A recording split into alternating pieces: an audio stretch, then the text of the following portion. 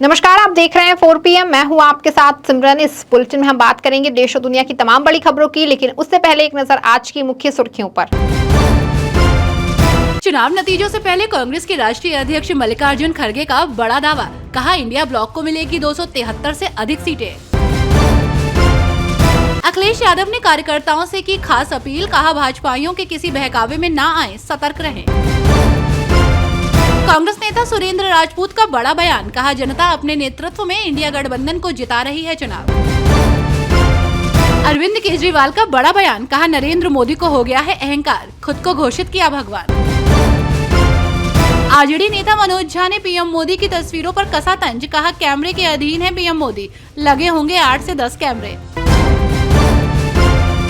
लोकसभा चुनाव के 7वें चरण का मतदान कल होना है। इससे पहले अखिलेश यादव ने अपने समर्थकों और उम्मीदवारों से खास अपील की है और सतर्क रहने के लिए कहा है।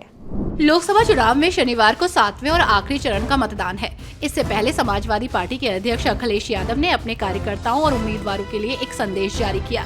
इसमें उन्होंने खासकर समर्थकों को सतर्क रहने को कहा। अखिलेश ने कहा कि वोटिंग के दौरान और वोटिंग के बाद भी सजग और सावधान रहने की जरूरत है। कल शाम वोटिंग होते ही भाजपा लगभग 300 सीटों के आसपास बढ़त मिलने की बात कहना शुरू कर देगी। लोकसभा चुनाव में यूपी में 7 चरणों में मतदान रहा है। शनिवार को आखिरी चरण में वाराणसी, गाजीपुर समेत 13 सीटों पर मतदान होना है। अब तक 63 सीटों पर वोटिंग हो गई है। 4 जून को चुनाव के नतीजे आएंगे। यूपी में इंडिया ब्लॉक में सहयोगी सपा और कांग्रेस मिलकर चुनाव लड़ रहे हैं, जबकि एनडीए में बीजेपी, अपना दल एस, सुबह सपा शामिल है, तो वहीं बसपा अकेले चुनाव मैदान में है। कांग्रेस नेता सुरेंद्र राजपूत ने बड़ा दावा करते हुए कहा कि हमारा विश्वास है कि जनता अपने नेतृत्व में इंडिया गठबंधन को चुनाव जिता रही है। कांग्रेस नेता सुरेंद्र राजपूत ने बीजेपी पर हमला बोलते हुए कहा कि इंडिया गठबंधन अपनी पूरी तैयारी के साथ जनता के नेतृत्व में चुनाव लड़ रहा है। इंडिया गठबंधन साल में महिलाओं को महालक्ष्मी और युवाओं को अपेंडिसशिप में 1-1 लाख रुपए के अलावा किसानों को एमएसपी की पूरी गारंटी देने की बात कर रहा है। इंडिया गठबंधन पूरी तरह से तैयार है और भारतीय जनता पार्टी झूठ, छल, कपट और जुमलों के साथ चुनाव लड़ रही है। सपा नेता फखरुल हसन चांद ने बीजेपी पर निशाना साधते हुए कहा कि जनता के मुद्दे अगर किसी ने उठाए हैं तो इंडिया गठबंधन ने उठाए हैं। समाजवादी पार्टी के नेता फखरुल हसन चांद ने कहा कि प्रचार अब थम चुका है, अब जनता को वोट डालने का मौका है, सरकार बनाने का मौका है। उन्होंने कहा कि समाजवादी पार्टी इंडिया गठबंधन को सरकार बनाना चाहिए, ये हमारा भरोसा है। वहीं जनता के मुद्दे अगर किसी ने उठाए हैं तो इंडिया गठबंधन ने उठाए हैं। बीजेपी ने जनता को सिर्फ छलने का काम किया है। आरजेडी नेता मनोज झा ने पीएम मोदी की फोटो पर तंज कसते हुए कहा कि पीएम मोदी कैमरे के अधीन हैं।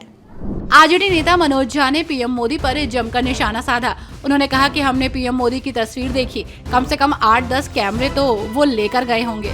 हम हाथ जोड़कर कहते हैं, प्रधानमंत्री जी ध्यान की तो आपको आवश्यकता है, क्योंकि जो व्यक्ति भैंस मंगलसूत्र से मुजरा तक बोल चुका है, उसको ध्यान की आवश्यकता है।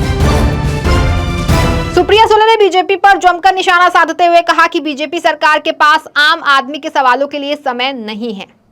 महाराष्ट्र के कई इलाकों में लोग भीषण गर्मी का सामना कर रहे हैं। गर्मी इतनी ज्यादा बढ़ गई है कि लोगों का हाल बेहाल है और ऐसे में महाराष्ट्र के पुणे में जलवायु परिवर्तन और भीषण गर्मी से लोगों को हो रही परेशानी पर एनसीपी एससीपी सांसद और बारामती लोकसभा सीट से प्रत्याशी सुप्रिया सुले ने कहा कि मैं सदन में जलवायु परिवर्तन पर बोल कर थक चुकी हूँ, लेकिन ये सरकार आईटी, ईडी, सीबीआई और पार्टी तोड़ने में इतनी व्यस्त है और उनके पास आम आदमी के सवालों के लिए समय ही नहीं है। बिहार में हीट स्ट्रोक के बढ़ते मामलों के बीच राजद सांसद मनोज झा ने सरकार पर तंज कसते हुए पूछा कि सीएम और उनके प्रिय मंत्री कहां हैं। बिहार में चल रही गर्मी और लू के बढ़ते मामलों के बीच राजद के राज्यसभा सांसद मनोज झा ने इस मुद्दे पर मुख्यमंत्री की चुप्पी पर सवाल उठाया।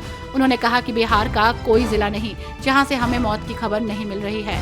जब लोग सड़क पर आए तो तेजस्वी यादव समेत हम सब ने आवाज उठाई और फिर स्कूल बंद कर दिए गए, लेकिन इनमें शिक्षकों की क्या गलती है? उनके पास ऐसा कौन सा काम है कि वे 46-47 डिग्री में आ जाएं? मुझे नहीं लगता कि ये केवल के पाठक के बारे में है। सीएम और उनके प्रिय मंत्री कहां हैं?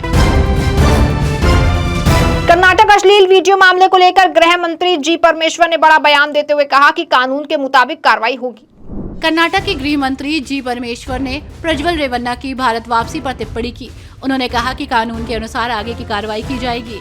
उन्होंने कहा कि भवानी रेवन्ना ने जमानत के लिए आवेदन किया है, जिस पर अदालत फैसला करेगी। आपको बता दें कि प्रज्वल रेवन्ना ने बयान दिया कि वो भारत लौटेंगे। 31 तारीख को सुबह 10 बजे एसआईटी के सामने पेश होंगे। कल रात जर्मनी से आया था, एसआईटी ने उसे गिरफ्तार कर लिया है और अब कानून के मुताबिक कार्रवाई की जाएगी। हमने उनसे एसआईटी के सामने पेश होने की अपील की।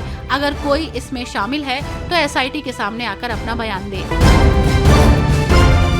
मुख्तार अंसारी के पुत्र उमर अंसारी ने बड़ा दावा करते हुए कहा कि पूर्वांचल में भाजपा का सफाया होने जा रहा है। मुख्तार अंसारी के पुत्र उमर अंसारी ने दावा किया है कि पूर्वांचल में भाजपा का सफाया होने जा रहा है। लालगंज, आजमगढ़, जौनपुर, गाजीपुर, बलिया, घोसी और बहुत सी सीटों पर आप ऐसा रिजल्ट देखेंगे जिसकी आपने कल्पना भी नहीं की होगी। उन्होंने ये भी कहा कि हमारे परिवार का गौरवशाली इतिहास रहा है। हमारे खानदान से 12 स्वतंत्रता सेनानी निकले हैं। आप दिखाओ कि पूर्वांचल में ऐसा कौन सा परिवार है जिसके यहाँ से इतने अधिक सेनानी निकले हों। इस बुलेटिन में फिलहाल बस इतना ही। ऐसी तमाम राजनीतिक खबरों के लिए बने रहें और देखते रहें 4 PM। धन्यवाद।